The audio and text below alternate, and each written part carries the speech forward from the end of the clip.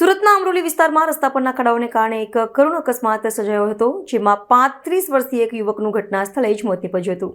અમરોલી પોલીસે કન્ટેનર ચાલક વિરુદ્ધ ગુનો નોંધીને વધુ તપાસ હાથ ધરી છે. મળતી માહિતી પ્રમાણે સુરતના એજણ વિસ્તારમાં 35 વર્ષીય શંભુનાથ બાલેશ્વર યાદવ પરિવાર સાથે રહેતો હતો અને લાદી સ્ટાઇલની મજૂરી કામ કરીને પરિવારનું ગુજરાન ચલાવતો હતો. હાલ શંભુનાથ વિકાસભાઈ જાંબુકિયા સાથે ઓલપાડના માસમા ગામ ખાતે કડિયા કામ કરી રહ્યો હતો. સવારે 9 વાગે કામ પર જતો હતો અને સાંજે 6 વાગે પરત આવતો હતો. દરમિયાન ગતરોજ વિકાસ સાથે શંભુનાથ કામ કરવા માટે ગયો હતો. સાંજના સમયે વિકાસ પોતાની બાઇક પર શંભુનાથ અને અન્ય એક સોનુ નામના યુવકને લઈને પરત ફરી રહ્યો હતો.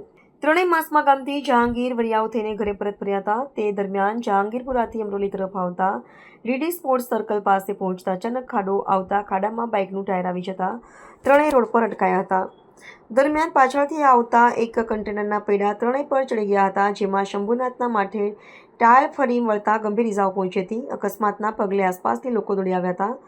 અકસ્માત અંગે 108 એમ્બ્યુલન્સને જાણ કરવામાં આવતા તાત્કાલિક ટીમ પહોંચી તપાસ કરતા શંભુનાથને ઘટના સ્થળે મૃત જાહેર કરવામાં આવ્યો હતો. જ્યારે વિકાસને હાથ અને અન્ય ભાગ પર ઇજાઓ પહોંચી હતી, જેથી તેને હોસ્પિટલ ખસેડવામાં આવ્યો હતો.